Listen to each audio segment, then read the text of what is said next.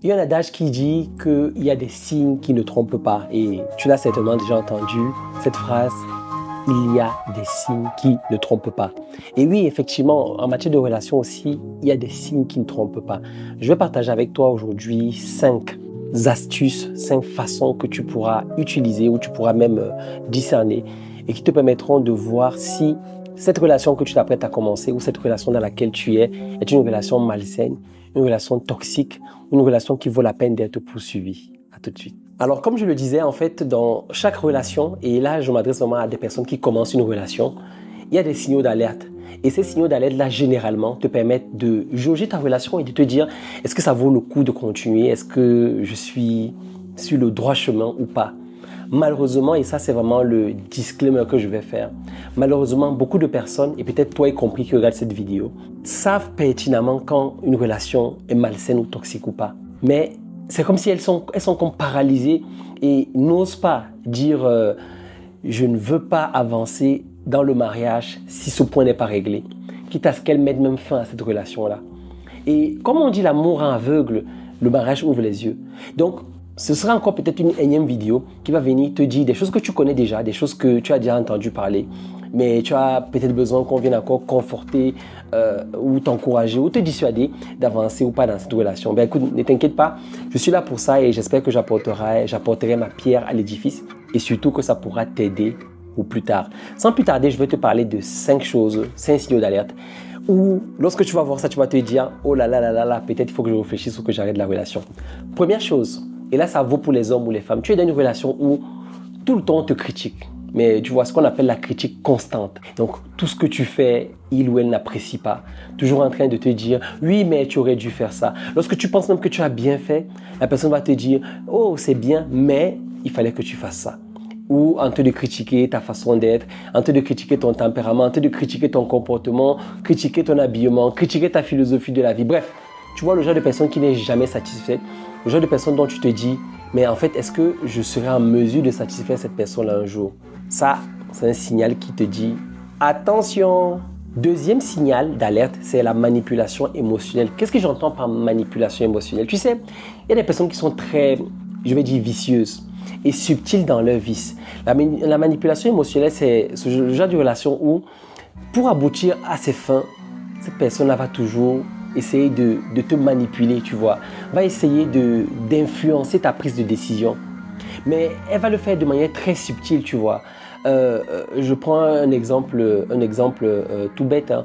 Tu as peut-être envie de reprendre tes études ou tu as envie de faire une formation qui te tient à cœur. Et cette personne ne souhaite pas faire ne souhaite pas que tu fasses cette formation, autant pour moi. Alors, c'est le genre de personne qui va venir soit te rappeler un événement malheureux que tu lui avais expliqué pour te prouver et te montrer que en fait, le chemin que tu veux suivre là n'est pas du tout bon pour toi, ou va te donner un exemple similaire en te disant « Ah oui, tu m'as dit que tu voulais faire telle formation. Oui, mais en fait, je connais quelqu'un qui, franchement, comme toi, il avait voulu faire cette formation-là, mais ça s'est mal passé, tu vois. » Donc, il va essayer de manipuler ton esprit, hein, en quelque sorte, c'est ça, hein, pour que tu ne puisses pas aboutir à tes fins et pour que lui puisse aboutir à ses fins. Ça fait très attention parce que c'est très subtil, ça. Troisième signal d'alerte, absence d'effort réciproque. Oui, tu vois le genre de relation où tu as l'impression que c'est toujours toi qui donnes. Tu donnes, tu redonnes et l'autre ne fait pas d'effort. Il ne montre même pas un seul instant, un semblant d'effort. Et là, tu es toujours là celui qui donne, tu es toujours là celle qui donne tout le temps dans la relation. Fais très attention parce qu'il y a fort à parier que si tu avances dans ces relations et que tu ailles dans le mariage, ben écoute, tu vas passer ta vie à donner. Ah, ça, c'est sûr. Quatrième signal d'alerte, la jalousie excessive. Tu sais, dans les relations, parfois, il y a ce qu'on appelle, je ne sais pas si ça se dit, il y a une sorte de sainte jalousie, tu vois. La petite jalousie, là, qui, je ne vais pas peut-être appeler ça jalousie, mais tu vois, c'est un peu, tu es un peu caring, tu vois, tu te soucies de la personne. Et oui, parfois, tu peux, dans les petites blagues, manifester un peu de jalousie, mais ici, je ne parle pas de ça, tu vois, je parle de la jalousie excessive. C'est le genre de personne qui veut toujours t'avoir sous son contrôle. Et lorsque tu échappes à son contrôle, alors c'est un grand mot et quand je dis échapper à son contrôle, lorsque tu veux faire des choses sans lui, par exemple, tu lui dis, donc je veux sortir avec des amis, je veux sortir avec tel... Tu vois, c'est quelqu'un qui sera toujours inconfortable et non seulement sera inconfortable, mais non seulement la personne sera inconfortable, mais elle va te le montrer clairement. Donc fais très attention parce qu'il y a des personnes qui aiment contrôler. La jalousie excessive, comment est-ce que tu la reconnais? Tu la reconnais quand la personne veut te contrôler. Elle veut savoir où tu vas, quand tu vas, avec qui, et veut même avoir son mot à dire quant à tes fréquentations. Veut avoir son mot à dire quant à ce que tu veux, quant à tes choix, tu vois. Donc c'est une jalousie qui va au-delà de la normale. Bien sûr, qu'on soit bien d'accord, il n'y a pas de jalousie normale, mais tu comprends ce que je veux dire. Cinquième, et c'est la plus virulente de toutes, c'est l'isolement social. C'est tellement violent ça, l'isolement social. Tu vois le genre de relation où tu es avec quelqu'un ou tu es avec quelqu'une, mais il veut t'isoler de tous tes contacts, de tous tes amis, il veut t'isoler de ta famille, t'isoler de ton église, t'isoler de tes amis, t'isoler de toutes ces personnes-là qui constituent ton socle social.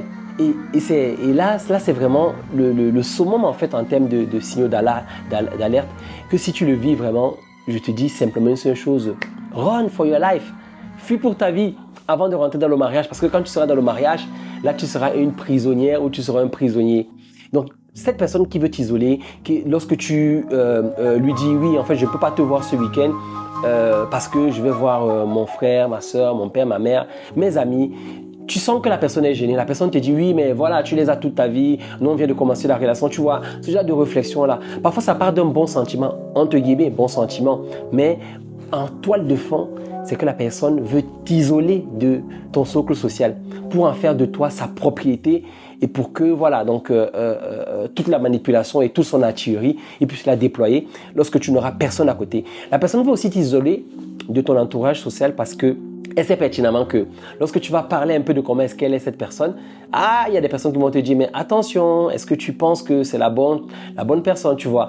Donc il veut à tout prix donc effacer et je veux dire voilà, il va à tout prix enlever, tu vois, et même ôter toutes les personnes dont il estime qu'elles pourront constituer une menace pour lui parce qu'il te veut pour toi tout seul, parce qu'elle te veut, parce qu'il y a aussi des femmes qui le font, elle te veut pour toi tout seul.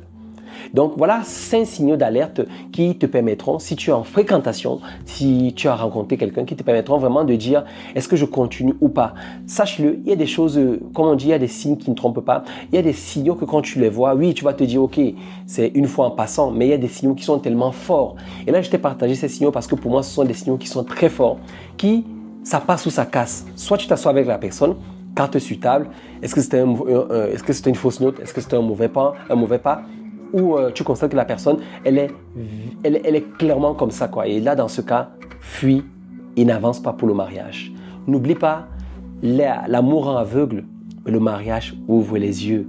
Et ce que tu vois d'une personne quand vous êtes fiancé ou en fréquentation, dis-toi que lorsque tu seras marié, ça va se voir en grandeur nature. Parce que si les relations amoureuses peuvent être assimilées à ce qu'on appelle un microscope, le microscope a la capacité à à voir des choses tellement petites.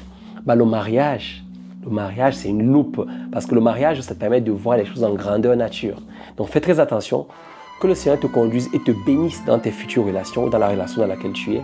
Ne te fais pas avoir, sois sage, aie le discernement, prie les yeux ouverts. C'était Richard de Soyez des Hommes. Dis-moi ce que tu en penses en commentaire. Est-ce que tu vois d'autres points, d'autres critères qui peuvent constituer des signaux d'alarme, autant pour moi. Je veux te lire en commentaire. D'ici là, que Dieu te bénisse. Prends soin de toi. Ciao.